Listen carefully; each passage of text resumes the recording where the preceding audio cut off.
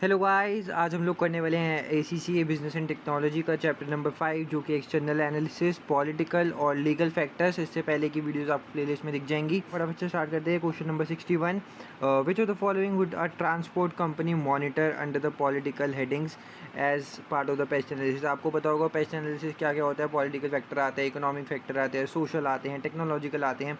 तो हमें बताना है कि इसमें से पॉलिटिकल हेडिंग्स किस चीज़ की होगी। ठीक है, बहुत ही ईजी होने वाला है शायद से। Tracking systems to monitor drivers या फिर एंटी थेफ्ट डिवाइसेस और डेवलपमेंट्स इन टायर टेक्नोलॉजी। अगर आप ट्रैकिंग सिस्टम्स वगैरह लगा देते तो यार ये सब देख रहे हो आप, कुछ टेक्नोलॉजी में इन्हेंस कर रहे हो, तो ये तो टेक्नोलॉजी में हो गया। और हमसे पूछा है पॉलिटिकल का, तो पहला ऑप्शन नहीं होगा। स्टेट ऑफ द इकोनॉमी या फिर ऑयल प्राइस मूवमेंट्स या फिर अगर इंटरेस्ट रेट्स वगैरह हुई, और ये सब आप देख रहे हो इकोनॉमिक्स से ज़्यादा रिलेटेड हो रहा है, फिर पॉलिटिकल नहीं है, तो इसका मतलब बी ऑप्शन भी गलत है। Fuel tax, congestion charges in cities, plans to build new roads, और ये सब चीज़ें कौन सोचता है? गवर्नमेंट। और गवर्नमेंट किसके अंदर आ जाएगी? पॉलिटिकल के अंदर। तो ये सी ऑप्शन इसका करेक्ट ऑप्शन दिख रहा है। बाकी डी ऑप्शन पढ़ते हैं, predicted car numbers and usage या फिर पब्लिक कंसर्न्स ओवर सेफ्टी। तो मेन पब्लिक से रिलेटेड चीज़ें हो रही हैं, और ये सब चीज़ें किसके अंदर आती हैं? सोशल हेडिंग के अंदर। तो इसलिए डी ऑप्शन भी नहीं होगा। आगे चलते हैं। Question number 62, consider the following statements. आपको बताना है कि कौन सी स्टेटमेंट करेक्ट है। फर्स्ट स्टेटमेंट है, a political system can be defined as a complete set of institutions, political organizations and interest group, the relationship between those institutions and the political rules and norms that governs their function। तो आपको political system की पूरी भैया देखो जो definition है वो पूरी चेप दी गई है। तो फर्स्ट स्टेटमेंट तो एकदम ट्रू होने वाली है। ठीक है, आगे बढ़ते हुए second statement, nationalisation of an industry often involve government selling some of its assets in a bid to promote को। नहीं, गवर्नमेंट जब भी अपने एसेट्स बेचती है ना, तो अब उसको कहते हैं प्राइवेटाइजेशन। ठीक है, नेशनलाइजेशन नहीं होता वो। जब गवर्नमेंट एसेट्स बेचती है तो वो होता है प्राइवेटाइजेशन। तो सेकंड स्टेटमेंट फॉल्स हुई। तो आपका आंसर जो होगा वो होगा A1 ओनली। ओके, इसके बाद आगे चलते हैं। Question number 63, supra national sources of legal authority. Supra national का मतलब क्या होता है? जिसमें बहुत मतलब इंटरनेशनली हम जो भी सारे सोर्सेज को इंक्लूड कर लेते हैं। ठीक है, तो पहला है यूनाइटेड नेशन का रेजोल्यूशन। येस, यूनाइटेड नेशंस में काफ़ी ज़्यादा कंट्रीज़ आती हैं, तो ये सब इंटरनेशनल वगैरह चीज़ें चलेंगी। US का लेजिस्लेशन खाली US तक का है, तो सुप्रा नेशनल में नहीं आने वाला है वो। UK गवर्नमेंट का भी UK के लिए, UK हाई कोर्ट का डिसीजन भी UK के तक है। तो यूनाइटेड नेशन रेजोल्यूशन होगा जो कि सुपरा नेशनल होगा। ठीक है, एक सुपर नेशनल होता है, एक सुपरा नेशनल होता है।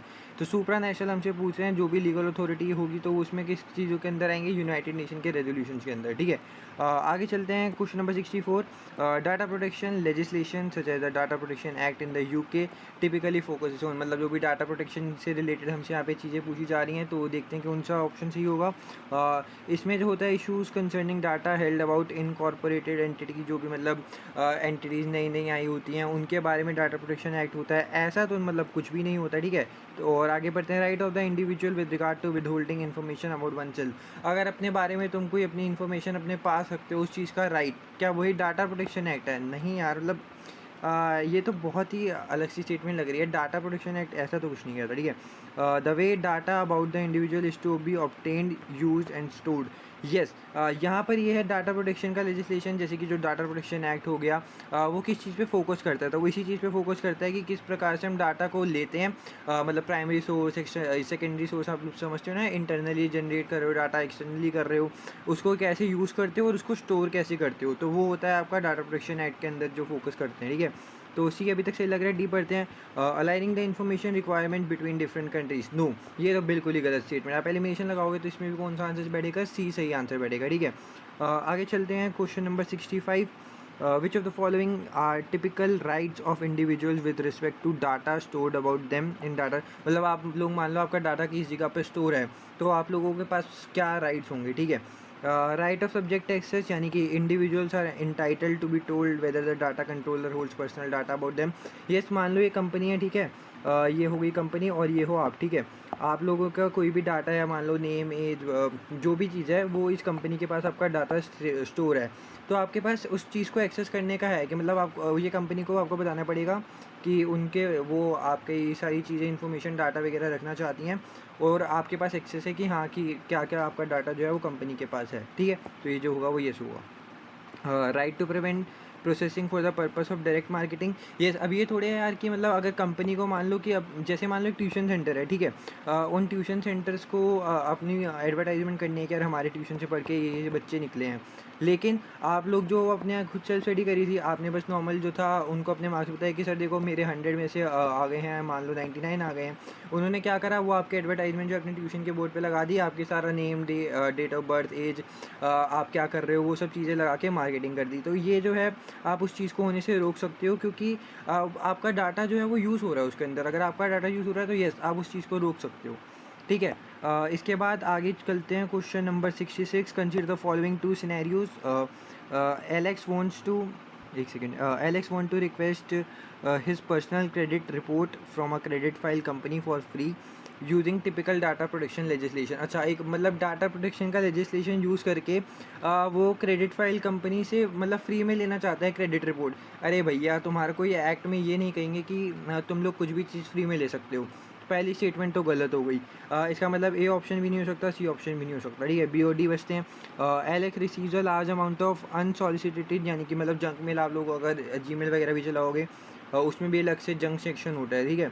तो उनको ये बहुत सारी ईमेल्स आ रही थी junk mail. Using the data protection act he wishes to have this marketing activities blocked. नहीं, ऐसा नहीं हो सकता कि यार आप ये सारी चीज़ें ब्लॉक कर दो। हाँ, आप कुछ चीज़ों से हैं जो जाके अनसब्सक्राइब कर सकते हो कि यार हमारे को ये वाली चीज़ें आ रही हैं, उसको नहीं चाहिए, हमें ये चीज़ें नहीं चाहिए। लेकिन कंपनी का तो काम है यार कि वो मार्केटिंग वगैरह करने वाली हैं, तो डाटा प्रोटेक्शन एक्ट सीधा किसी की मार्केटिंग को ब्लॉक नहीं कर सकता है। तो ये वाली जो ऑप्शन है वो भी गलत होगा। तो इसका आंसर जो सही होगा नाइदर, यानी कि कोई भी इन दोनों में से स्टेटमेंट जो है वो सही नहीं है, ठीक है। इसके बाद ये बहुत छोटा सा चैप्टर था, तो इसलिए हम आगे चल रहे हैं एक्सटर्नल एनालिसिस इकोनॉमिक फैक्टर्स के बारे में, ठीक है। Question number 67। Consider the following statement. The equilibrium point of demand and supply curves represent the price at which all goods produced are purchased with no surplus or no shortage in the market। तो इनमें मैं आपको बता रहा है कि equilibrium point क्या होता है, जहाँ पे डिमांड और सप्लाई के कब ऐसी जगह पे आता है जहाँ पे मतलब देखो ये होता है ना, ये वाला पॉइंट, इसको हम इक्विलिब्रियम कहते हैं। डिमांड हो गया, सप्लाई हो गया, और ये वाला जो पॉइंट होता है उसको इक्विलिब्रियम कहते हैं। यहाँ पे ये कहना चाह रहे हैं, तो पहली स्टेटमेंट तो हमें एकदम मतलब सही लग रही है, ठीक है। आगे चलते हैं। As the selling price of a product increases the number of unit supplied by the market will also tend to rise. Yes, ये वाली स्टेटमेंट भी सही है। देखो, अगर जैसे जैसे मान लो ये प्रोडक्ट है, ठीक है, इसको कोई खाने वाला प्रोडक्ट बनाते हैं, जैसे कि मान लो ये डोसा है, ठीक है, ये डोसा है, इसका जो सेलिंग प्राइस है इस प्रोडक्ट का वो बढ़ रहा है। जैसे कि मान लो पहले ये 100 रुपये का होता था इंडिया के हिसाब से, और अब जो है वो ये मिल रहा है 150 रुपीज़ का, यानी कि इसका जो सेलिंग प्राइस है वो बढ़ रहा है। तो इसके साथ साथ जो नंबर ऑफ़ यूनिट सप्लाई करी जा रही है ना मार्केट के अंदर, वो भी राइज़ होने वाली हैं, क्योंकि जैसे अब प्राइस बढ़ गया तो प्राइस बढ़ गया, तो जो पहले लोग 100 रुपये वाली चीज़ लेते थे, मान लो 1000 कस्टमर्स लोग ख़रीद लेते थे, ठीक है, लेकिन अब प्राइस बढ़ गया तो ये 1000 की जगह खाली 800 कस्टमर्स ही ले रहे हैं। तो सप्लाई तो इनकी बढ़ गई, लेकिन डिमांड जो है वो कम रह गई। इसीलिए यहाँ पे कह रहे हैं कि जैसे जैसे सेलिंग प्राइस बढ़ता है तो आपकी डिमांड कम हो जाती है। येस, तो एकदम एकदम सही बात है, पहली भी स्टेटमेंट सही है, दूसरी भी स्टेटमेंट सही है। इसका ऑप्शन सी जो होगा वो करेक्ट होगा। इसके बाद question number 68। Products A and B are substitutes. A 5% change in the price of A has resulted in a 4% change in the demand for B.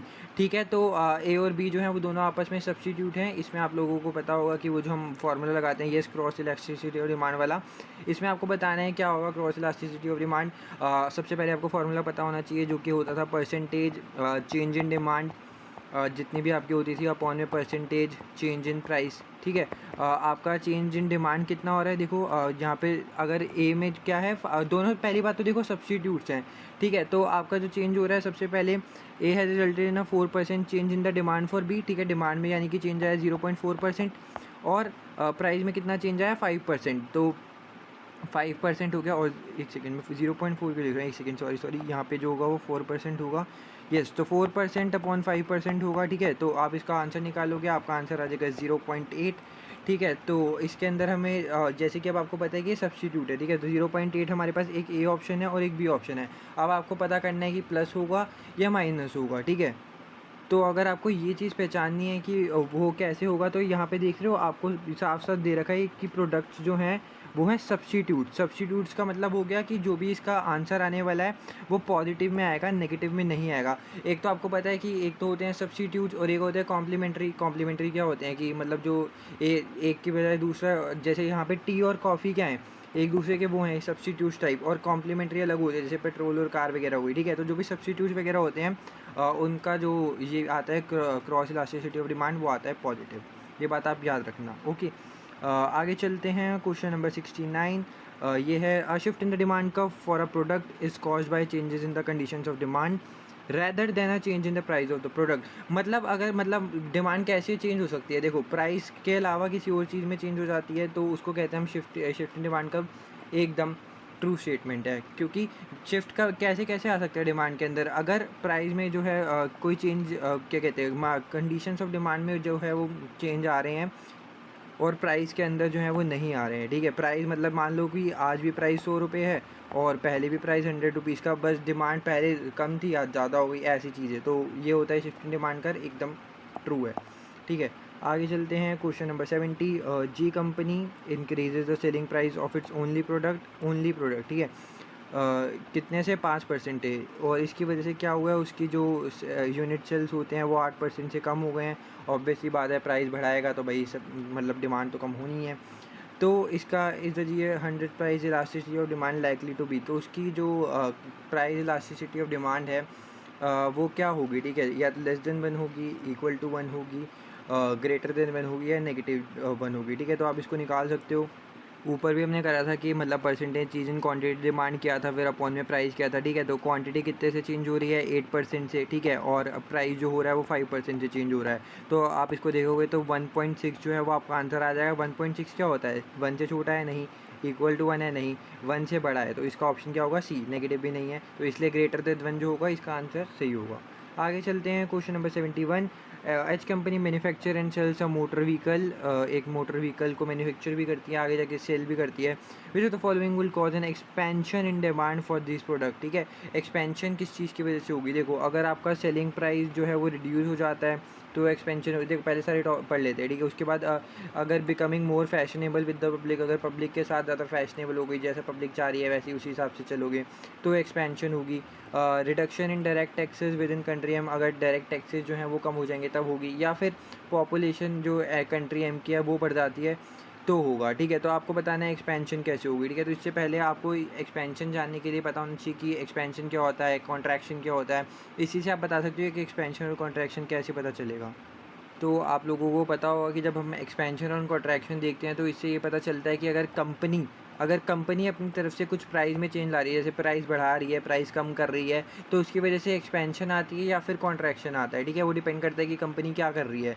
लेकिन अगर प्राइस नहीं बढ़ाती और बाकी किसी और फैक्टर्स की वजह से जो होता है डिमांड में चेंज आता है, तो उसको हम कहते हैं शिफ्ट इन डिमांड कैसे आता है, जब प्राइस के अलावा किसी चीज़ में चेंज आया। और एक्सपेंशन कॉन्ट्रैक्शन कब आता है, जब कंपनी प्राइस के साथ छेड़छाड़ करती है। तो अभी हमसे पूछा एक्सपेंशन कैसे होगा डिमांड में, तो अगर जब सेलिंग प्राइस कम करेगी तो डिमांड जो कर्व है, जो डिमांड है उसमें एक्सपेंशन आएगा, ठीक है। बाकी सारी जो चीज़ें हैं वो शिफ्ट इन डिमांड कर्व जो है वो दिखा रही हैं।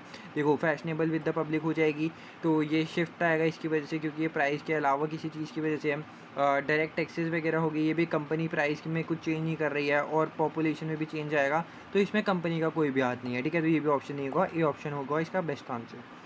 Question number 72। Which of the following is not a characteristic of a perfect market, perfect market का सबसे बढ़िया कैरेक्टरिस्टिक इनमें से कौन सा नहीं है। Large number of customers and suppliers, ठीक है। 72 का जो ए है वो तो मतलब कैरेक्टरिस्टिक होता है, हमें बताने की कौन सा कैरेक्टरिस्टिक नहीं है, तो उसमें कस्टमर सप्लायर तो बहुत ज़्यादा लार्ज नंबर में होते हैं। All suppliers provide a wide range of products and services, okay. So ये वाला जो है वो नहीं हो रहा है, क्योंकि देखो परफेक्ट मार्केट क्या करते हैं कि उसके अंदर जो है हम लोग एज्यूम करके चलते हैं कि होमोजीनियस प्रोडक्ट होते हैं। होमोजीनियस का मतलब होता है कि सारे लोग जो हैं वो एक टाइप के प्रोडक्ट्स और सर्विसेज दे रहे हैं। मान के चलो एक सब्जी मार्केट है, वहाँ पे खाली टमाटर ही बिक रहे हैं और कुछ भी नहीं बिक रहा। ऐसा पॉसिबल नहीं है, बट मान लो कि ऐसा ही होता है कि एक ही जो भी पूरा है उधर वहाँ पे प्रोडक्ट्स और सर्विसेज जो हैं वो सारी एक ही टाइप की मिलेंगी, वाइड रेंज ही नहीं। तो ये जो है वो करेक्टरिस्टिक नहीं होता, तो बी ऑप्शन ही हमारा सीधा सीधा सही बैठ जाएगा। आगे चलते हैं question number 73। F operates in a market where it has only 2 major rival, 2 ही मेजर राइवल्स हैं, ठीक है। तो आपको आगे जो है वो करना भी नहीं है। एच ऑफ होम इज़ रफली द से मतलब एफ़ के सेम के साइज़ की तरीके से हैं, तो इसको ओलिगोपोली कहते हैं, जहाँ पर भी आपको पता है कि मार्केट में बहुत कम लोग जो होते हैं वो डोमिनेट करते हैं मार्केट को, तो उसी को आप क्या कहते हो, ओलिगोपोली कहते हो। इसके बाद question number 74, which of the following is the feature of monopolistic competition. Monopolistic competition और ये सब गाइस आप लोग तभी कर पाओगे जब आप लोगों ने अच्छे से चैप्टर पढ़ा होगा और आपको पता होगा कि क्या चीज़, क्या टर्म किस चीज़ को रेफ़र करती है, ठीक है। मोनोपोलिस्टिक कंपटीशन में सबसे पहले दिखा रहा है कि few competitors in the market. ऐसा तो नहीं होता है मोनोपोलिस्टिक कंपटीशन में, मतलब कॉम्पिटिटर्स तो होते ही हैं। तो और पहली बात तो ये आपका फ़ीचर तो बिल्कुल भी नहीं बन रहा है, ठीक है। अनडिफरेंशिएटेड प्रोडक्ट्स नहीं, डिफरेंशिएटेड प्रोडक्ट्स होते हैं, अलग अलग प्रोडक्ट्स होते हैं, यहाँ पे लिखा है अनडिफरेंशिएटेड, डिफरेंशिएटेड होते हैं, ठीक है। तो बी ऑप्शन भी नहीं होगा। और इसके बाद no major barriers to entry to और exit from the market, yes this is the correct answer. आप जब चाहे तब मार्केट में एंटर कर सकते हो, जब चाहे आप मार्केट से बाहर हो सकते हो, ये सब आपकी जो है वो आपकी इच्छा है। अगर आपको मार्केट में आना है आप आ जाओ, आप मार्केट से बाहर जाना चाहते हो मार्केट से बाहर चले जाओ। एडवर्टाइजमेंट एक्सपेंडिचर इसमें थोड़ा सा ज़्यादा होता है, क्योंकि खुद सोचो भाई मोनोपोलिस्टिक कंपटीशन है, कंपटीशन काफ़ी ज़्यादा है, तो आपको एडवर्टाइजमेंट ज़्यादा से ज़्यादा करनी पड़ती है। इसके बाद question number 75, which of the following is not a factor that affects price elasticity of demand. Price elasticity of demand का ऐसा कौन सा फैक्टर है जो कि अफेक्ट नहीं करेगा, ठीक है। The amount of customer income spend on an item, अगर मतलब कोई भी कस्टमर अपनी इनकम किसी चीज़ पर स्पेंड करता है, ठीक है, तो उसमें से आपको प्राइस इलास्टिसिटी ऑफ डिमांड में फ़र्क पड़ेगा। तो अगर कोई कस्टमर अपनी इनकम स्पेंड कर रहा है तो उससे या तो यस डिमांड भी चेंज होगा और आपका जो है वो प्राइस भी चेंज आएगा, तो उसकी वजह से मतलब पड़ेगा तो सही प्राइस इलास्टिसिटी और डिमांड में फ़र्क। तो ए ऑप्शन जो है वो आपका नहीं होगा। इसके बाद duration of the price change, yes depend करता है कि आप कितने टाइम तक प्राइस चेंज करते हो। मान के चलो आपकी कंपनी जो है वो 1 साल तक जो है प्राइस कम करके रख रही है, तो 1 साल तक जो है वो, उसके बाद आपकी जो है वो डिमांड भी 1 साल तक की चेंज रहेगी, तो डिमांड और प्राइस दोनों में फ़र्क पड़ेगा और इससे भी इफेक्ट होगा प्राइस इलास्टिसिटी और डिमांड।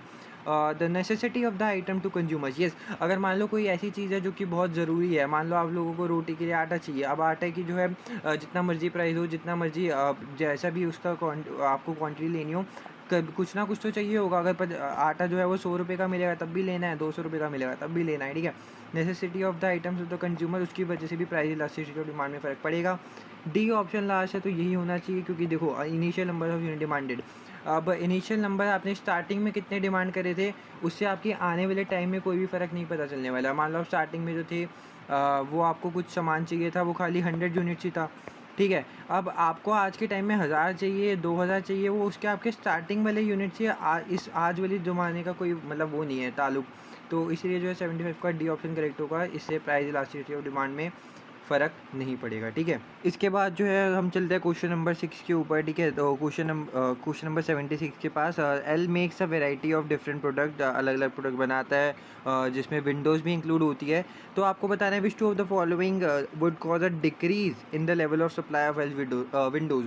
तो इसका मतलब ये है कि आपको 4 ऑप्शन दे रखे हैं, आपको बताना है कि इन सब चीज़ों में से जो है वो सप्लाई कर्व डाउन कैसे जाएगा, जिसकी वजह से डिक्रीज़ आएगा सप्लाई के अंदर, ठीक है। पहला ऑप्शन है an increase in the level of VAT का मतलब होता है वैल्यू एडिशन टैक्स, एक टाइप का जो होता है वो टैक्स होता है जो कि charge by the government on Windows. अच्छा, तो अगर विंडोज़ पे जो है वो गवर्नमेंट जो है वो टैक्स इंक्रीज़ कर देगी, मान के चलो कि पहले जो टैक्स थी वो थी $2000, ठीक है। पहले वो ले रहे थे $2000 का टैक्स, लेकिन अब ले रहे हैं वो $3000 का टैक्स सेम विंडोज़ पे, ठीक है। तो अब जो है वो कॉस्ट बढ़ जाएगी, कॉस्ट बढ़ेगी तो कंपनी क्या करेगी, विंडोज़ को कम बनाने लगेगी, क्योंकि उनको पता है कि उन लोगों को जो है वो ज़्यादा टैक्स देना पड़ेगा, और ज़्यादा टैक्स देना पड़ेगा तो दिक्कत आएगी कंपनी को, ठीक है।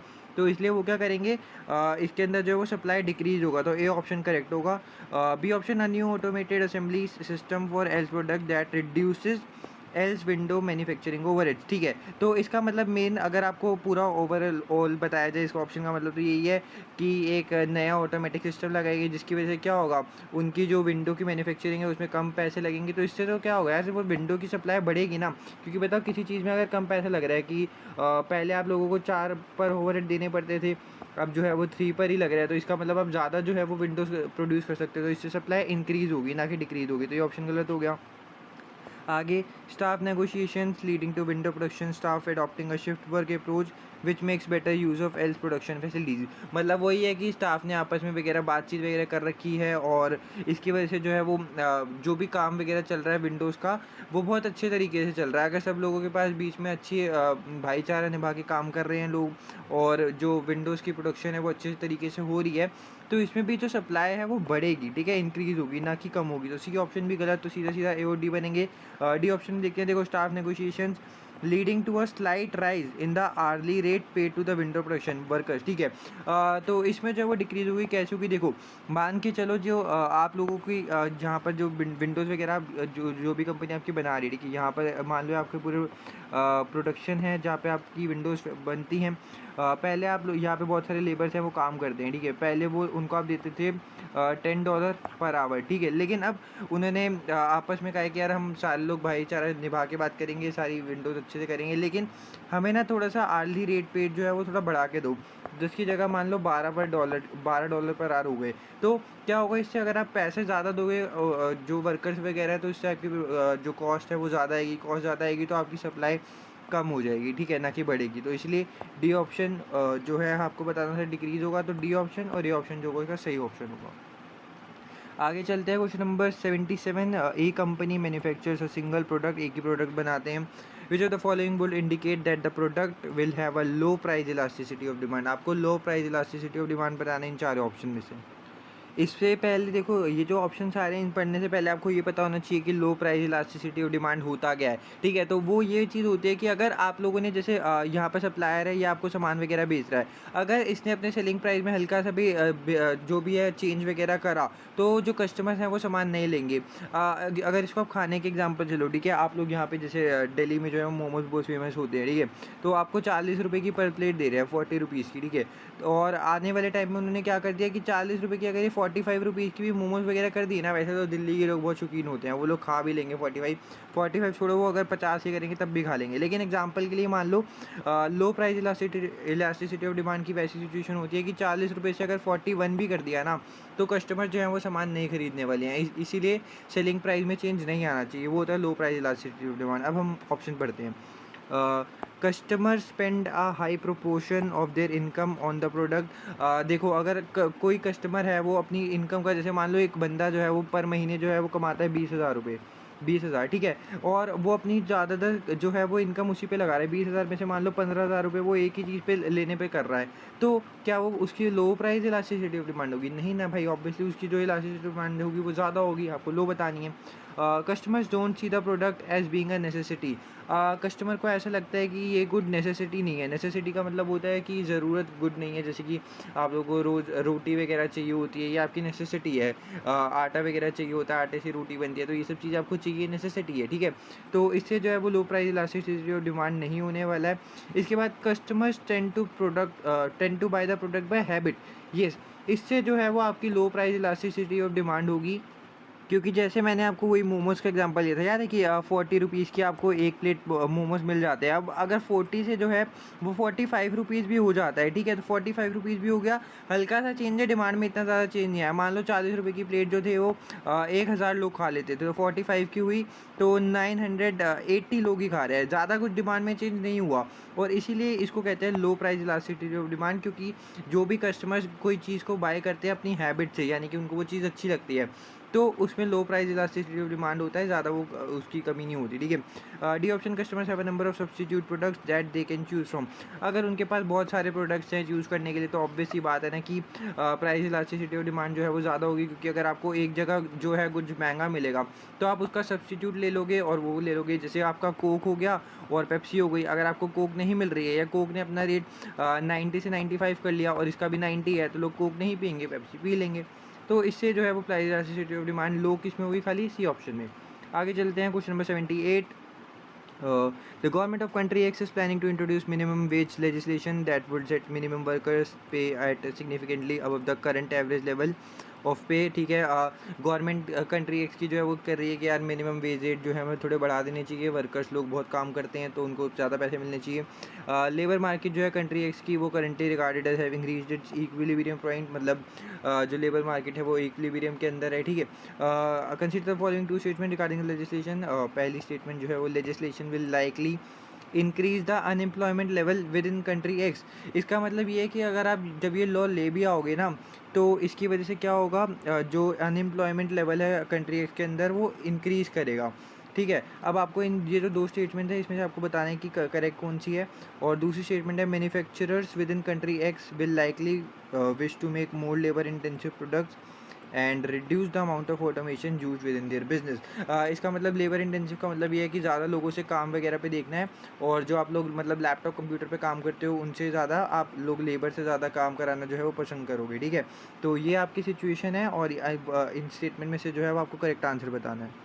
अब यहाँ पर आप यहाँ पे सारी चीज़ें पढ़ोगे ना, तो सबसे पहले बात आपको अगर हाईलाइट करने के लिए देखी होगी कि आपको देखना होगा कि जो मिनिमम लेजिस्लेशन वेज वगैरह है उनको इंक्रीज़ करने को देख रहे हैं। ठीक है, और अभी जो है फिलहाल इक्विलिब्रियम पॉइंट पर है, तो इससे जो आपको क्या होगा, legislation likely to increase the unemployment. अब ये कैसे होगा, इसके पीछे एक लॉजिक है। ठीक है, अगर जैसे मान के चलो पहले आप लोग अपने कंट्री के वर्कर्स हैं, इनको मिनिमम वेज रेट आप अगर पर आर्ली देखोगे तो मान के चलो एक बंदे को $100 पर आवर मिलते थे। ठीक है, बस एक हाइपोथेटिकल एग्जांपल है तो बस सोच के चलना। ठीक है, $100 मिलते थे पर आवर की, लेकिन अब मिनिमम वेज रेट बढ़ाने का ऑर्डर आ चुका है गवर्नमेंट की तरफ से, और अब मान के चलो अब उनको देना है $150 पर आवर। ठीक है, अब कंपनीज क्या करेंगी कि देखो अब उनको कंपनी को कम से कम मिनिमम जो वर्कर्स वगैरह हैं उनको $150 देने हैं। ऐसे क्या होंगे, बहुत सारे लोग जो हैं वो उत्साहित हो जाएंगे, इनकरेज हो जाएंगे कि देखो पहले $100 मिलते थे, $150 हो गए, सीधा सीधा 50% का हाइक हो गया ना।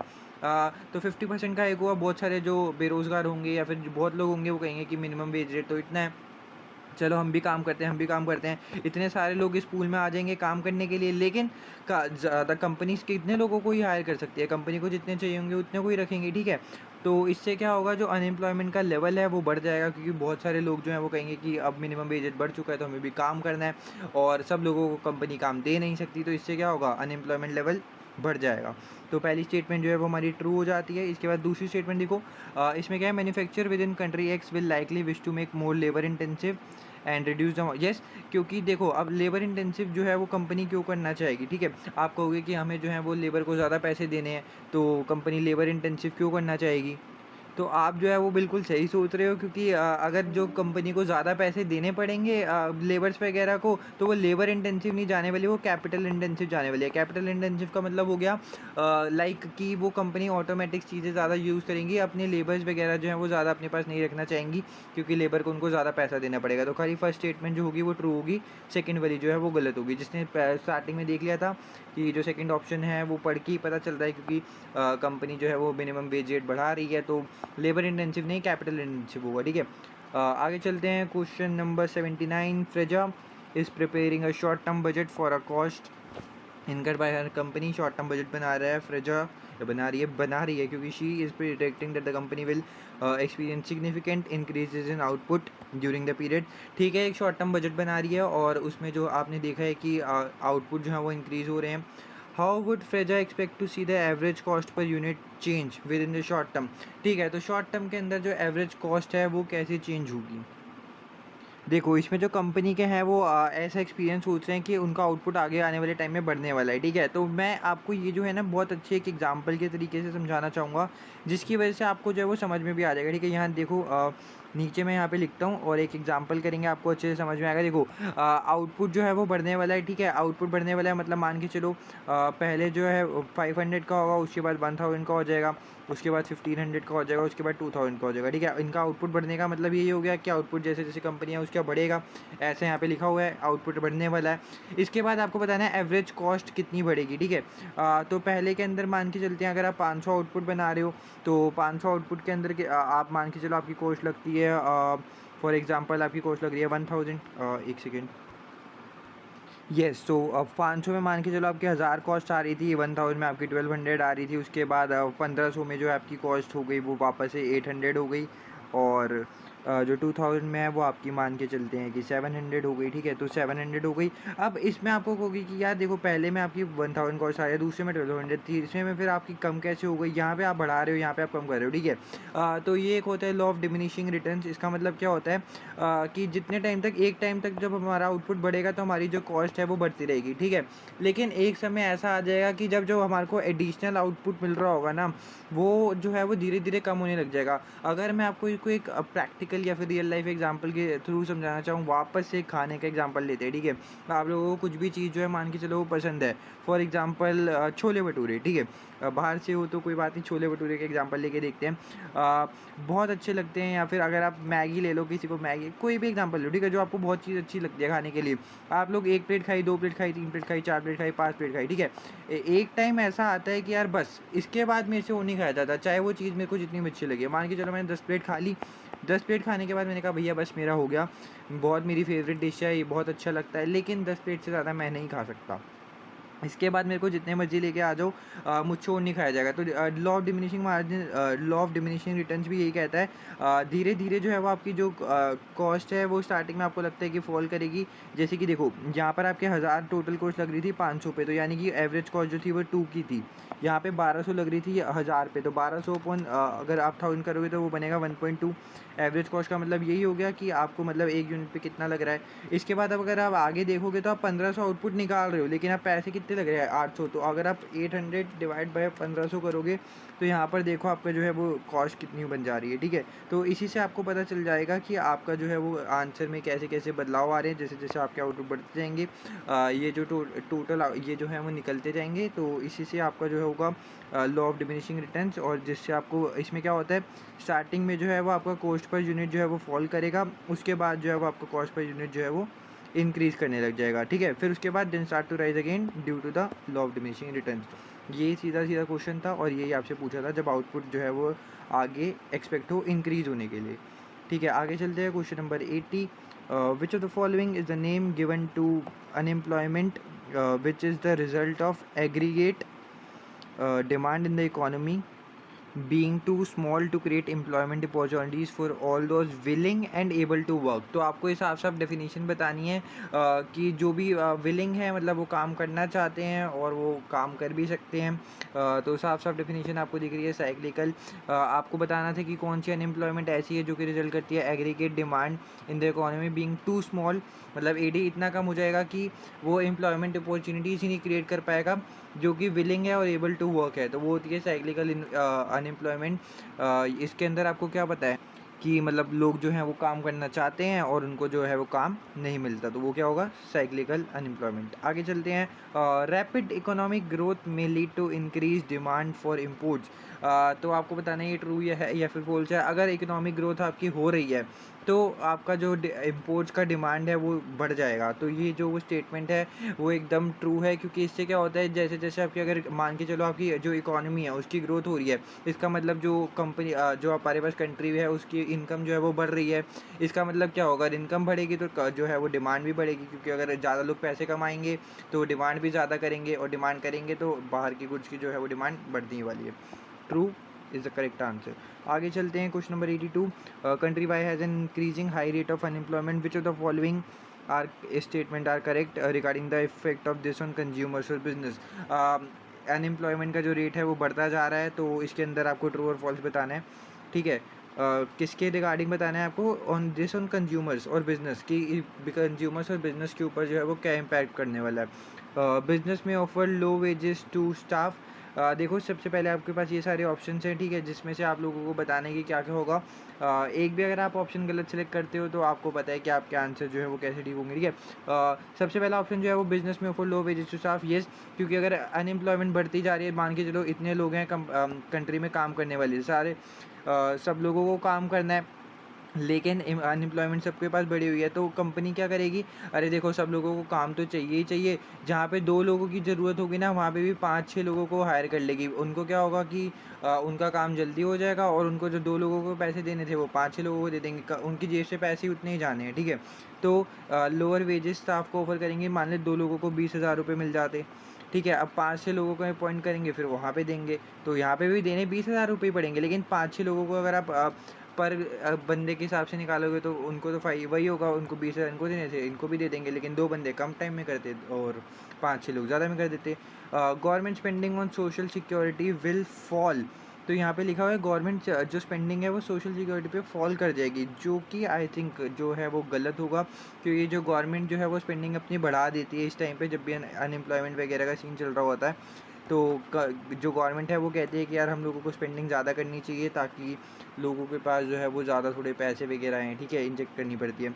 तो सेकंड ऑप्शन तो गलत हो गया। इससे अगर हम एलिमिनेट लगाएं तो पहली ऑप्शन में था और डी ऑप्शन में ऑल फोर आर करेक्ट था, तो ये भी गलत हो गया। और सी ऑप्शन और बी ऑप्शन बचा है, business will find it easier to locate new employees. Yes, अगर अनएम्प्लॉयड हैं, सारे बेरोज़गार हैं, तो सब लोग आना चाहेंगे आपकी कंपनी में, थर्ड भी सही है। बिजनेसेस में find the demand for their goods and services fall. Yes, ये थोड़ा सा आप इसको ऐसे समझो कि जैसे कि मान लो बिजनेस क्या सोचेंगे कि उनके जो गुड्स और सर्विसेज की डिमांड है वो फॉल कर रही है।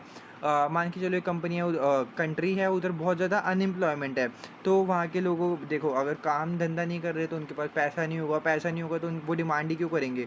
कुछ चीज़ खरीदी जाती है वो पैसे के द्वारा खरीदी जाती है, अब उन पे पैसा ही नहीं होगा तो भाई वो मांगेंगे ही क्यों बेचारे, ठीक है। तो इसलिए जो है वो फोर्थ ऑप्शन भी आपका सही होगा, तो आपका जो सही आंसर बैठेगा वो बी होगा, फर्स्ट एंड फोर्थ इसका करेक्ट आंसर है।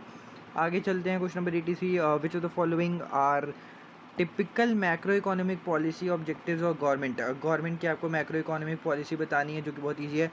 इकोनॉमिक ग्रोथ जो है वो मैक्रो इकोनॉमिक में आता है, मनी सप्लाई मैनेजमेंट जो होता है वो नहीं होता, ये माइक्रो के अंदर आता है, ठीक है। मैक्रो में जो है वो एग्रीगेट से डील करते हैं, एग्रीगेट, और माइक्रो में जो है वो इंडिविजुअल होता है। मनी सप्लाई वगैरह जो होता है वो हम लोग कहाँ पे देखते हैं, जो अपना माइक्रो इकोनॉमिक्स होता है। और मैं हमसे पूछा कि माइक्रो इकोनॉमिक्स का है या फिर नहीं। मैक्रो इकोनॉमिक में वही सब इन्फ्लेशन आ गया, इकोनॉमिक ग्रोथ आ गई, ये सब चीज़ें जो होती हैं वो मैक्रो में रहती है, जबकि मनी सप्लाई वगैरह चीज़ें जब मान लो गवर्नमेंट की कोई पॉलिसीज़ वगैरह हैं, ये सब चीज़ें, तो वो सब उसमें आ जाएगा, ठीक है। इसके बाद 84th question, which of the following would best summarise the effect of expectations on a country's economy. Countries की इकोनॉमी पे एक एक्सपेक्टेशंस का क्या इफेक्ट पड़ता है, ठीक है।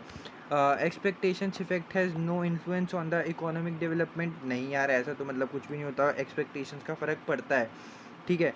If a government is expecting the citizens income to rise, मतलब गवर्नमेंट एक्सपेक्ट कर रही है कि सिटीजन की इनकम बढ़ने वाली है, तो it will try to adjust the taxation level as to decrease the amount to be collected. नहीं यार, फिर तो वो टैक्सेशन बढ़ा देगी ना। अगर देखो गवर्नमेंट को लग रहा है कि जो सारे लोगों के पास पैसा जो है वो बढ़ने वाला है, तो गवर्नमेंट क्या करती है, वो टैक्स भी बढ़ा देती है, क्योंकि उनको पता है सब लोग ज़्यादा पैसा कमा रहे हैं, तो अब हमें भी टैक्स ज़्यादा दो, ठीक है। और यहाँ पे लिखा है कम कर देंगे, तो ये भी गलत हो गया। इसके बाद if a company expects it trade contract to be terminated it will take actions to find another customer. अगर जो है कंपनी एक्सपेक्ट कर रही है कि उनका जो मतलब काम वाम करने का कॉन्ट्रैक्ट ख़त्म होने वाला है, तो वो एक्शन लेती हैं कि अनदर कस्टमर ढूंढे। ऐसे तो कोई एक्सपेक्टेशंस वगैरह जो है वो मेनली यहाँ पे नहीं देखी जा सकती है, ठीक है। इसके बाद if people collectively expect the economy to develop in a certain way they will act in a manner that will, yes, this is the proper definition, जो कि आपको इस समराइज कर देगी एक एक्सपेक्टेशंस को एक कंट्री की इकोनॉमी में। एक्सपेक्टेशंस मीन क्या होता है कि जो भी मतलब आपका सेल्फ फुलफिलिंग चीज़ें होती हैं जो आप खुद से पूरी कर सकते हो, पीपल का बिहेवियर वगैरह चेंज कर सकते हो, जो भी मतलब आप आने वाले टाइम के लिए फोरकास्ट वगैरह करते हो, उस चीज़ों की वजह से एक्सपेक्ट क्या करते हो कि आने वाले टाइम में कैसी चीज़ें हो सकती हैं, हम क्या चीज़ें सुधार ला सकते हैं। तो डी ऑप्शन सही होगा, बाकी ऑप्शन गलत होंगे। Question number 85, what fiscal policy would be best use when trying to address a deflationary gap. तो जब भी हमें अगर डिफ्लेशनरी गैप लगानी होती है तो हम क्या करते हैं, बजट डेफिसिट का यूज़ करते हैं। इसमें कोई भी वो नहीं है यार, हार्ड एंड फास्ट रूल आप लोगों को पता है। अगर डिफ्लेशनरी गैप आती है तो हम लोगों को क्या यूज़ करना होता है, यहाँ पे देखो इंटरेस्ट रेट और रनिंग बजट सरप्लस, ठीक है। सबसे पहली बात तो हमसे फिस्कल पॉलिसी पूछी है, तो इसलिए मैंने जो सी और डी ऑप्शन है उसको सीधा सीधा कट कर लिया, क्योंकि ये जो दोनों होती है वो मॉनिटरी पॉलिसी होती है, ठीक है। फिस्कल पॉलिसी में जो गवर्नमेंट वगैरह करती है वो सब करती है। और बजट डेफिसिट को इसलिए किया क्योंकि यहाँ पर जो आपको दिख रहा है ना डिफ्लेशनरी गैप है, डिफ्लेशनरी का गैप का मतलब क्या हो गया, डिमांड जो है वो बहुत ज़्यादा कम होती है। इसके अंदर बजट डेफिसिट में क्या करेंगे, जो गवर्नमेंट वगैरह है वो अपना एक्सपेंडिचर वगैरह बढ़ा देती है, तो इसके अंदर क्या होता है, एक्सपेंडिचर बढ़ जाएगा, जो गवर्नमेंट है वो ट्राई करती है कि इकोनॉमी में ज़्यादा से ज़्यादा पैसा आए, ठीक है। तो इसलिए जो है वो बजट डेफिसिट जो है वो होना चाहिए डिफ्लेशनरी गैप के टाइम। और अगर आपको लगता है कि यार थोड़े बहुत क्वेश्चन आपको डिफिकल्ट लग रहे हैं, मैंने वन शॉट डाल रखी है, डिस्क्रिप्शन में लिंक भी है इस चैप्टर की, तो आप पूरा अच्छे से जो है वो पूरा चैप्टर समझ सकते हो। और वन शॉट ही है तो ज़्यादा टाइम नहीं लगे, हाँ थोड़ा सा बड़ा चैप्टर है तो थोड़ी सी लंबी भी वीडियो है, बाकी सब कुछ समझ में आ जाएगा उसके बाद, ठीक है। आगे चलते हैं, question number 86, increase in unemployment, reduce demand for falling house hold incomes and low business confidence, investment, ये सब चीज़ें देख रहे हो आप, सीधा एकदम नीचे तरीके से जा रही हैं, और ये सीधा सीधा इशारा पता है किस तरफ कर रही हैं, रिसेशन की तरफ। मतलब अगर मेरे को यहाँ से भी दिख रहा है अनएम्प्लॉयमेंट बढ़ रहा है, डिमांड जो है वो कम हो रही है, हाउस होल्ड की इनकम कम हो रही है, बिज़नेस का कॉन्फिडेंस, इन्वेस्टमेंट, ये सब चीज़ें जो हैं वो कम हो रही हैं। तो ये सब चीज़ें कहाँ आती हैं? रिसेशन के अंदर। सीधा रिसेशन की है वो डिमांड हो जाती है, जहाँ पे डिमांड जो है वो काफ़ी ज़्यादा फॉल करने लगती है, और ये जो सारी चीज़ें ऊपर लिखे ना, सेम टू सेम ये होने लग जाता है। आपने सुना होगा कि इस मार्केट में, इंडिया के मार्केट में रिसेशन चल रही है, किसी की मार्केट में रिसेशन चल रही है, ये सब चीज़ें चल रही है, तो इस उधर ये सब चीज़ें हो जाती हैं, ठीक है। आगे चलते हैं। Question number 87, if government has a macro economic policy objective of expanding the overall level of economic activity, overall मतलब वही एग्रीगेट, मतलब सबको देखती है ना यार मैक्रो इकोनॉमिक, ठीक है। तो which of the following measure would be consistent with such an objective. तो अगर वो मैक्रो इकोनॉमिक जो है वो पॉलिसी ढूंढ रही है और वो चाहती है कि ओवरऑल इकोनॉमिक एक्टिविटी बढ़ाई जाए, तो क्या क्या मेजर लेने चाहिए उनको ताकि वो इस ऑब्जेक्टिव के साथ कंसिस्टेंट रह सके। पब्लिक का एक्सपेंडिचर जो है वो बढ़ा देना चाहिए, ठीक है, बेस्ट है कि अगर आप लोग पब्लिक का एक्सपेंडिचर बढ़ा दोगे तो आप लोग जो है वो अपना जो ऑब्जेक्टिव है उसको पूरा कर सकते हो, क्योंकि इकोनॉमिक एक्टिविटी जो है वो बढ़ जाएगी। क्योंकि देखो, अगर आप क्या करोगे, आप जो पब्लिक एक्सपेंडिचर बढ़ा दोगे तो जो पब्लिक का डिमांड है वो भी ज़्यादा बढ़ जाएगा। आप लोग ज़्यादा एक्सपेंडिचर करोगे, जो पब्लिक वगैरह उन पे ज़्यादा पैसा आएगा, तो ज़्यादा पैसा खर्च करेंगे, तो डिमांड जो है वो अपने आप बढ़ जाएगी। वहीं अगर आप टैक्स इंटरेस्ट रेट या फिर टैक्सेशन वगैरह बढ़ा देते हो, तो दिक्कत ये आएगी यार कि जो अपनी पब्लिक है उनके पास पैसा कम आएगा तो यार वो ज़्यादा यूज़ नहीं कर पाएंगे, तो डिमांड क्या होगी, कम हो जाएगी। तो इसलिए अगर आपको ऑब्जेक्टिव पूरा करना है कि overall level of economic activity जो है वो बढ़ती रहे, ठीक है, तो एक्सपैंड होती रहे, तो आपको पब्लिक एक्सपेंडिचर जो है वो बढ़ा देना चाहिए। Question number 88, which of the following is likely to be result of balance of payment surplus. Balance of payment surplus का क्या होगा? यानी कि मान के चलो हमारे एक्सपोर्ट जो है वो इम्पोर्ट से ज़्यादा होंगे, ठीक है। तो अगर हमारा इकोनॉमिक ग्रोथ जो है वो कम है, तो अगर आपका खुद सोचो, अगर आपका इकोनॉमिक ग्रोथ कम है तो आपके जो इम्पोर्ट ज़्यादा होंगे, क्योंकि आप लोगों को बाहर से सामान ज़्यादा मंगाना पड़ेगा। इसके बाद इन्फ्लेशन, यस, इसमें जो है वो बैलेंस ऑफ पेमेंट आपका जो है वो सरप्लस हो सकता है, क्योंकि देखो, अगर आप जो है वो ज़्यादा से ज़्यादा जो सामान है वो बाहर जाके एक्सपोर्ट कर रहे हो, अब एक्सपोर्ट का मतलब क्या हो गया कि अगर अपना कंट्री का सामान जो है वो आप बाहर जाके बेच रहे हो, तो ज़्यादा सामान बाहर बेचोगे तो अपनी जो कंट्री की जो भी चीज़ें हैं उसकी जो वैल्यू है वो ज़्यादा काफ़ी बढ़ जाएगी, जो प्राइजेज़ वगैरह हैं वो काफ़ी ज़्यादा हाई हो जाएंगे, क्योंकि आप लोग जो अपने कंट्री के अंदर जो भी रिसोर्सेज वगैरह हैं आप उसको फुली यूटिलाइज़ कर ले रहे हो, तो इसकी वजह से जो है वो आपकी कॉस्ट बढ़ने लग जाएगी, उसकी वजह से क्या आ जाएगी, इन्फ्लेशन। और आपको ये बताना है कि इनमें से क्या चीज़ जो होगी उसकी वजह से बैलेंस ऑफ पेमेंट सरप्लस आ जाएगा। यानी कि ऐसी कौन सी सिचुएशन हो जाएगी जिसमें एक्सपोर्ट जो है वो ज़्यादा हो जाएंगे और इम्पोर्ट जो है वो कम हो जाएंगे, जबकि ऊपर हमने देखा था कि अगर इकोनॉमिक ग्रोथ कम होगी तो जो हमारे इम्पोर्ट ज़्यादा होने वाले हैं, एक्सपोर्ट नहीं।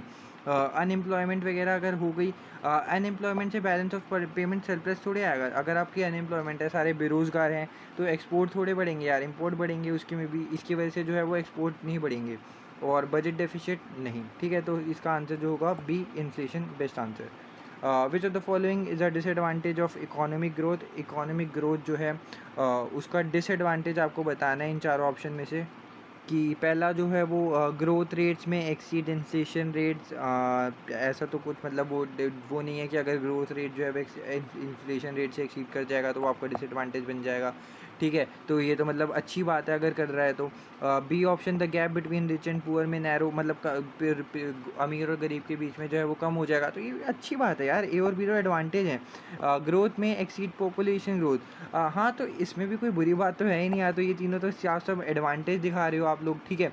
तो डी ऑप्शन ही इसका सही होगा, क्योंकि ग्रोथ में भी इन डीमेरिट गुड, यस। ऐसा हो सकता है कि यार देखो, आपको ऐसा दूर से लग रहा है कि जो कंट्री है वो ग्रो कर रही है, काफ़ी ज़्यादा आगे बढ़ रही है, लेकिन डीमेरिट गुड्स में हो सकता है ग्रोथ हो। डीमेरिट गुड्स का मतलब हो गया कि कंपनी किसी इलीगल, कंपनी कह रहा हूँ मैं बार बार, कंट्री किसी इलीगल चीज़ में ज़्यादा कर रही हो, जैसे कि ड्रग्स वगैरह आप लोग एग्जाम्पल के तरीके से देख सकते हो।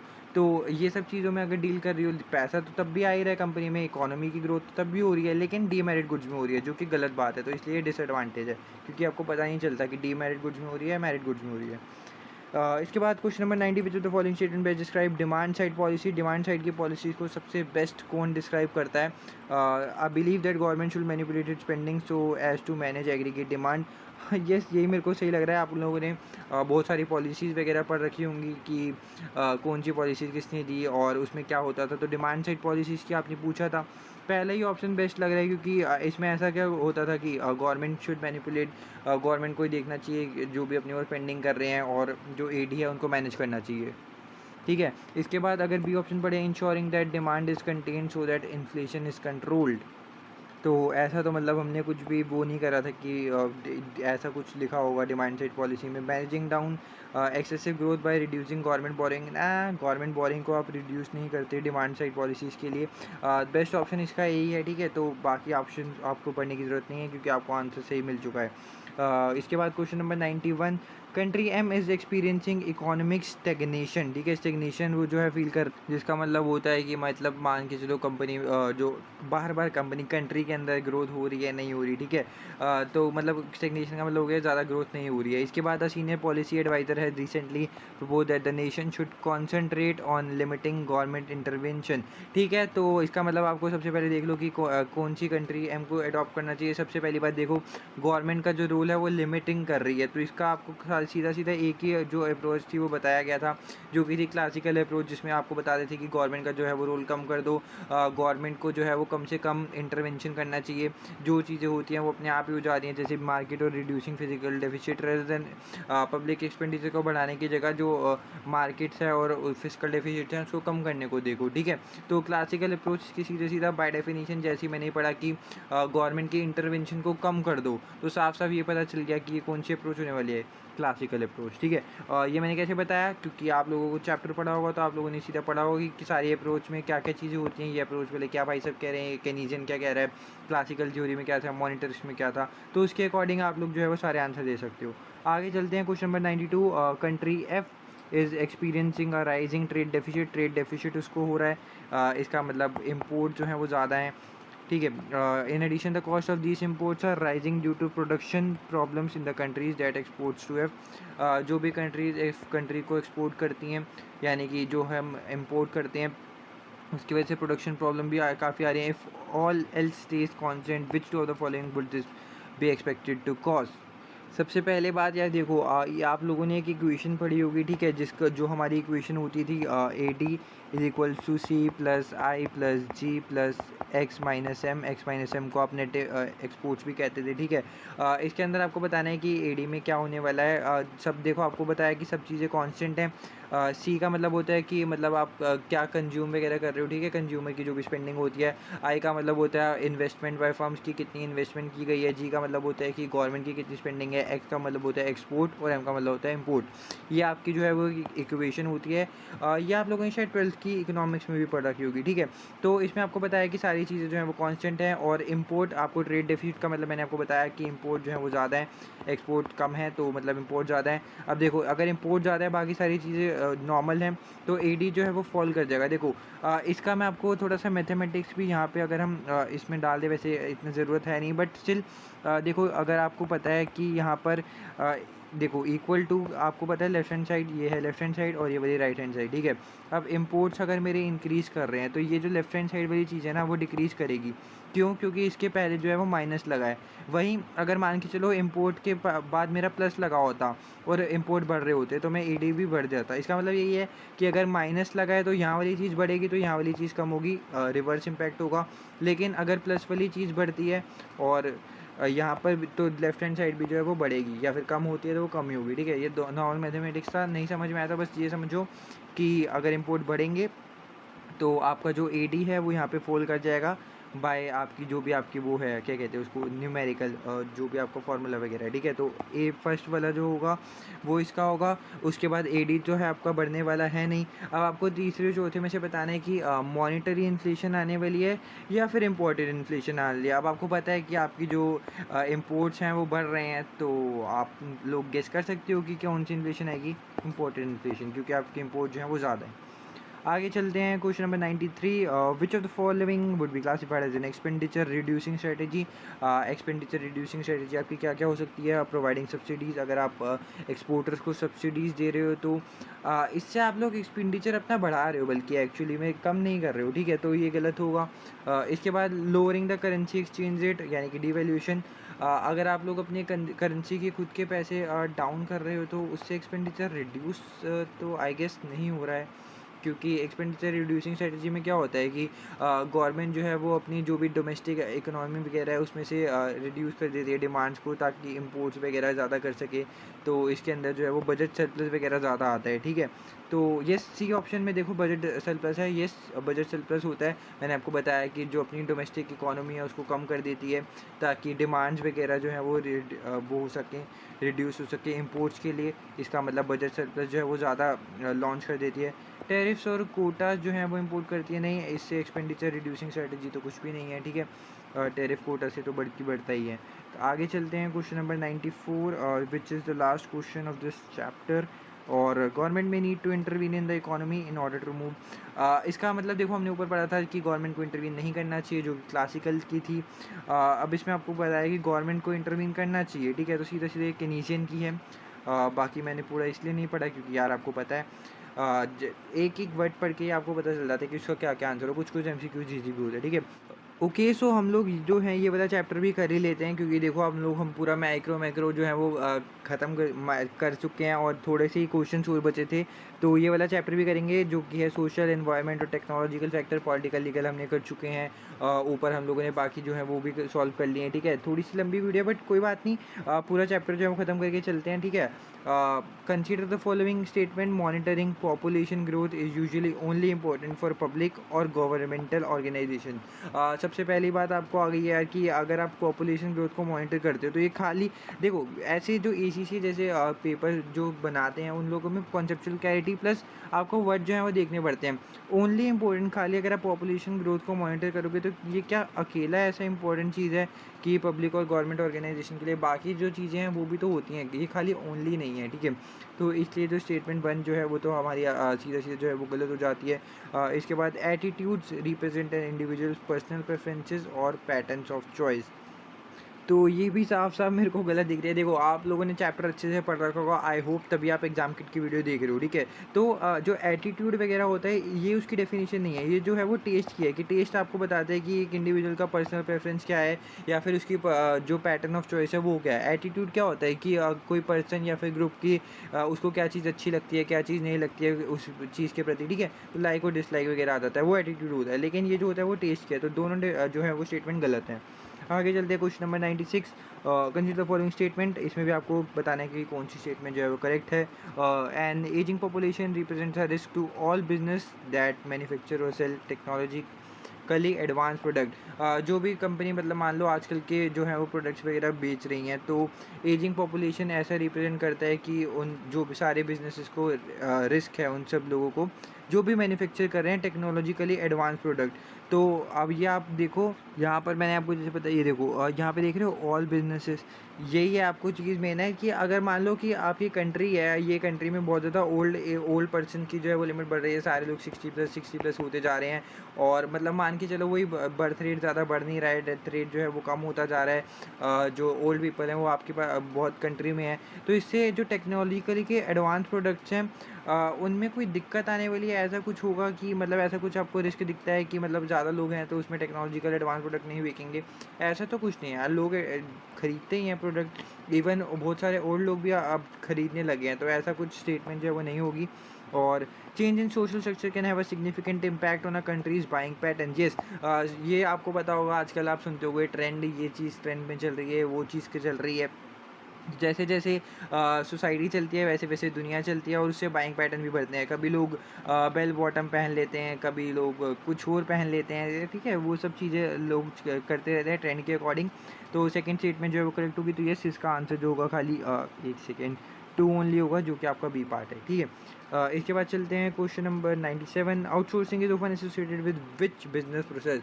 आउटसोर्सिंग किससे रेफर करता है, कौन से बिजनेस के प्रोसेस से रेफर करता है? Allowing employees to work from home, अगर आप वर्क कर सकते हो अपने घर पे बैठे बैठे तो वो आउटसोर्सिंग है? बिल्कुल भी नहीं यार, ये तो मतलब रिमोट फैसिलिटी अवेलेबल करा दी। आउटसोर्सिंग पूछ रहे हो, sourcing data from outside the company. अगर आप कंपनी के बाहर से डाटा को सोर्स कर रहे हो तो इसका मतलब ये आउटसोर्सिंग में थोड़े आ गया, ठीक है। वो तो आप मतलब डाटा ही कलेक्ट कर रहे हो, इसमें आउटसोर्स थोड़े कुछ कर रहे हो। लेकिन ये transferring call centre overseas, yes ये जो होगा वो आउटसोर्सिंग में आएगा। अब मान के चलो आपके जो कॉल सेंटर्स हैं वो आप लोग नहीं हैंडल कर सकते, आप लोगों ने ओवरसीज़ में आउटसोर्स कर दिया। मान लो आपकी बहुत बड़ी कंपनी है, ये आपकी कंपनी है, ठीक है। इसमें आप लोगों को अपनी कस्टमर सर्विसेज वगैरह देनी है, लेकिन आप अपनी कंपनी में नहीं खोलना चाहते। आप लोगों ने बाहर गए और आपने किसी को कहा यार यहाँ पे ना हमारी कॉल सेंटर्स वगैरह चला लो, जो भी कस्टमर को दिक्कत वगैरह आएगी तुम लोग हैंडल कर लेना, हम तुम्हें एक्स्ट्रा बाद में पेमेंट वगैरह कर देंगे। तो इससे क्या होगा, यही होगा कि आप लोगों ने अपना जो कुछ काम था वो किसी और कंपनी को दे दिया करने के लिए, तो उसी को हम कहते हैं आउटसोर्सिंग, कि जो काम पहले हम खुद कर रहे थे अब वो हमने किसी और कंपनी को दे दिया। आगे चलते हैं, question number 98, what change in people's attitudes has put additional pressure on business to become more socially responsible. मतलब जो लोगों में एटीट्यूड वगैरह बदलते रहते हैं तो कंपनी में क्या प्रेशर ऐड ऑन हो जाता है। Disposable income is growing as people have fewer children. अगर लोगों के जो हैं वो कम चिल्ड्रंस हैं तो इनकम जो है वो बढ़ रही है। ऐसा तो कुछ भी नहीं होता यार, कि मतलब अगर लोगों के जो है वो मतलब मान के चलो आप बच्चे वगैरह जो हैं वो कम है, ठीक है, तो उनकी इनकम इससे बढ़ेगी, इससे तो मतलब कोई भी रिलेशन नहीं हो रहा है, ठीक है। तो पहला ऑप्शन तो मेरे को गलत ही दिख रहा है। Urbanisation encourages companies to build more compact offices. मतलब ज़्यादातर लोग जो हैं वो आपको पता है शहर वहर में रहने आ रहे हैं, तो उससे यहाँ पे दिखा रहे हैं कि और कॉम्पैक्ट ऑफिस वगैरह बनाने की ज़रूरत है।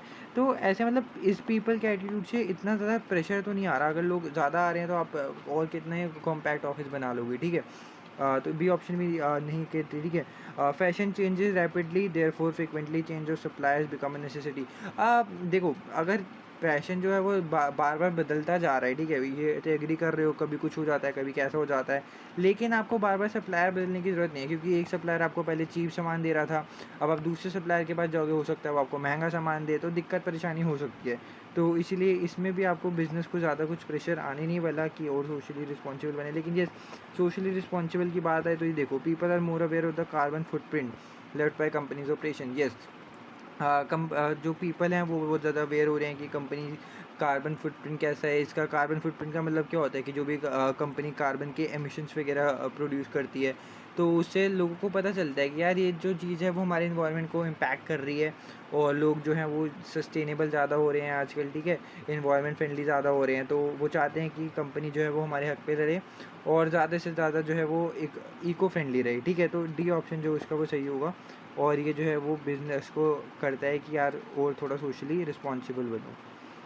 आगे question number 99, introduction of a new technology often means that a company can streamline its operations, this impacts organisational structure in which of the following ways. आपके ऑर्गेनाइजेशनल स्ट्रक्चर को किस तरीके से ये अफेक्ट कर सकता है। देखो, एक नई टेक्नोलॉजी आई है एक कंपनी के अंदर जो कि उसके ऑपरेशंस को स्ट्रीमलाइन कर रही है, तो it encourages managers to spend more time controlling staff activities.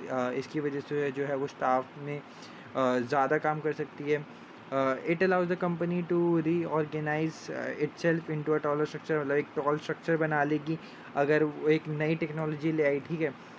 It allows delayering by widening a manager spans of control. Yes, this is the correct option, because ये जो पहले वाला ऑप्शन है देखो उसको तो आप साफ साफ हटा ही सकते हो, क्योंकि यहाँ पे देखो अगर हम टेक्नोलॉजी ला रहे हैं तो ये थोड़े हम स्टाफ की एक्टिविटीज़ के लिए ज़्यादा टाइम स्पेंड करें, हम तो मेन जो इंपॉर्टेंट टास्क वगैरह है उस पर काम करेंगे। अब बी और सी में देखो यहाँ पे टॉलर स्ट्रक्चर है, टॉलर स्ट्रक्चर हम इसलिए नहीं बनाते क्योंकि देखो पहली बात सी में ऑप्शन आप डिलेयरिंग कर ले हो, मान के चलो ये सुपीरियर, इसके अंदर बहुत सारे लोग काम कर रहे हैं, इसके अंदर बहुत सारे लोग काम कर रहे हैं, फिर इन लोगों के अंदर जो है वो लोग काम कर रहे हैं काफ़ी ज़्यादा। तो डिलेयरिंग में क्या होता है कि आप जैसे पूरी एक लेयर जो है ना उसको उठा के हटा देते हो, जो बाकी लोग हैं वो बचे रहते हैं, पूरी लेयर वाले लोग जो हैं वो हट जाते हैं। वो लोग इसलिए हट जाते हैं क्योंकि अब आपकी कंपनी के पास क्या आ गया है, न्यू टेक्नोलॉजी, और इसकी वजह से क्या होता है कि इन लोगों को हटा दिया जाता है। इनकी वजह से होता है कि इनको सैलरी वैलरी नहीं देनी पड़ती है, और कंपनी की जो है वो कॉस्ट वगैरह भी बच जाती है। इससे जो होता है मैनेजर का स्पैन ऑफ कंट्रोल जो होता है वो वाइड हो जाता है, और डीलियरिंग इससे हो जाती है। इसका ऑप्शन जो है वो सी बेस्ट ऑप्शन रहेगा। Question number 100, which of the following is not a way in which businesses can reduce the amount of damage they cause to the environment. इनमें से कौन सा ऐसा तरीका नहीं है जिससे बिज़नेस जो है वो अपना डैमेज जो भी वो करती है एनवायरनमेंट वगैरह को उसको कम कर सकती है। अगर वो अपने प्रोडक्ट्स को रीब्रांड कर ले तो येस, आई गेस ये वाला ऑप्शन थोड़ा सा सही सा लग रहा है, क्योंकि देखो अगर अपने प्रोडक्ट्स को रीब्रांड भी कर लेगी तो उससे एनवायरनमेंट को डैमेज पहुंचाने से कैसे रोकेगी। बाकी आगे बढ़ते हैं। रीसाइकलिंग, येस अगर रीसाइकलिंग करती है तो फिर तो रोक ही सकती है यार, क्योंकि आप लोग पढ़ रहे होगे यार रिसाइकल, रीयूज़, ये सब चीज़ें, तो रीसाइकलिंग से तो रुक जाता है, तो बी ऑप्शन तो नहीं होगा। Redesigning product to use fewer material, yes अगर आप उसको अच्छे तरीके से यूज़ कर लो कि पहले काफ़ी ज़्यादा मटेरियल्स लग रहे थे अब कम लग रहे हैं, तो येस ये भी ऑप्शन नहीं होने वाला। केयरफुल प्रोडक्शन प्लानिंग, येस अगर आप प्रोडक्शन की प्लानिंग को केयरफुली मतलब सब चीज़ें सोच समझ के चलते हो तो फिर भी आप जो है वो थोड़ा इन्वायरमेंट पे जो भी हार्म वगैरह पहुंचाओगे उसको कम कर सकते हो। तो ये ऑप्शन ही येस इसका सही होगा कि अगर आप अपना प्रोडक्ट को रीब्रांड करते हो, मान के चलो आप पहले प्रोडक्ट ऐसे बेच रहे थे, अब आपने उसको रीब्रांड कर दिया, ठीक है, ऐसे वैसे करके बेच दिया, बेच तो आप वही प्रोडक्ट ही रहे हो, तो इन्वायरमेंट तो वैसे ही इम्पैक्ट हो रहा है, तो इससे कोई फ़र्क पड़ने नहीं वाला, तो इसलिए ऑप्शन ये सही होगा। आगे क्वेश्चन नंबर 101, organisation should use resources in such a way that they do not compromise sustainability, कहाँ गई, यस सीधा ये तो मतलब ऐसा 8 से है ना, ऐसा होता है कि आप लोगों को सस्टेनेबल डेवलपमेंट ये सब चीज़ें पढ़ाने लग जाते हैं कि आपको रिसोर्सेज को इस तरीके से यूज़ करना है कि आपकी जो प्रेजेंट की नीड्स हैं वो भी मतलब अधूरी ना रह जाए और फ्यूचर की जनरेशन के लिए भी काफ़ी चीज़ें बच जाए, तो उसको सीधा सीधा क्या कहते हैं, सस्टेनेबिलिटी डेफिनेशन है। Question number 102, Lannister is a bank based in country W B, एक लेनिस्टर है जो कि बैंक है कंट्री डब्ल्यू में। It is considering outsourcing its IT department को वो आउटसोर्स करने का सोच रहा है एक ओवरसीज आईटी कंसल्टेंसी कंपनी को, और its current IT system are consider accident, मतलब उसके भी फिलहाल में जो भी हुआ यहाँ पे अगर आपको थोड़ा ग्राफ बनाए, एक डब्ल्यू कंट्री है, ठीक है, जिसके अंदर लेनिस्टर बैंक है, इन लोगों की कंपनी के अंदर आईटी कंपनी है जो कि आईटी मतलब डिपार्टमेंट है जो कि काफ़ी अच्छा कर रहे हैं, लेकिन अब ये सोच रहे हैं कि बाहर किसी कंट्री को आउटसोर्स कर दें ये लोग, और which is important as the banking industry in country W is highly competitive and innovative. तो इसमें तो आईटी की इंडस्ट्री इनकी बढ़िया थी, क्योंकि यहाँ पे जो बैंक वगैरह हैं उनमें काफ़ी आपस में कंपटीशन वगैरह ज़्यादा है, ठीक है। तो अब आपको ये बताना है कि which of the following statement regarding this proposal is correct, तो ये प्रपोजल के रिगार्डिंग क्या चीज़ करेक्ट है। Outsourcing is likely to reduce the risk of data security breaches within Lannister, तो इससे जो है आपका जो लेनिस्टर का डाटा सिक्योरिटी का रिस्क है ना वो बल्कि हाइयर होगा, क्योंकि पहले तो जो था वो खाली इस बैंक के पास ही रहती थी, वो भी सारी इन्फॉर्मेशन जो भी थी बैंक की इन्फॉर्मेशन अंदर अंदर सारा काम हो जाता था, लेकिन अब आपको आउटसोर्स करना है तो आपको इन्फॉर्मेशन जो है वो दूसरी कंट्री को दूसरी डिपार्टमेंट को देनी पड़ेगी, जिससे आपकी इन्फॉर्मेशन ज़्यादा लोगों तक पहुँचेगी और सिक्योरिटी ब्रीचेस के चांसेस ज़्यादा हैं, तो ये ऑप्शन गलत होगा। Leicester is likely to enjoy increased in-house IT skills and knowledge. Kind of आप इसको कह सकते हो कि उनके पास जो है आईटी स्किल्स और नॉलेज को वो इंजॉय करेंगे, लेकिन देखो अगर आप यहाँ पे इस वर्ड पे नोटिस करोगे ना, in house IT skills, in house IT skills का मतलब है जो कंपनी के अंदर वगैरह काम कर रहे हैं। अगर आप अपना आईटी डिपार्टमेंट ही बाहर की कंट्री को आउटसोर्स करने का सोच रहे हो तो आपके जो अंदर वाले डिपार्टमेंट वाले आईटी स्किल और नॉलेज वाले बंदे हैं वो तो आपकी कंपनी के पास रहने ही नहीं वाले, क्योंकि आपने तो पूरा डिपार्टमेंट ही दूसरी कंट्री को शिफ्ट कर दिया, तो ये भी गलत होगा। Outsourcing national IT department could cause a loss of competitive advantage, yes this is the correct answer, क्योंकि सिचुएशन में आपको साफ साफ दिख रहा है कि खाली पूरी कॉम्पिटिटिव और इनोवेटिव मार्केट है।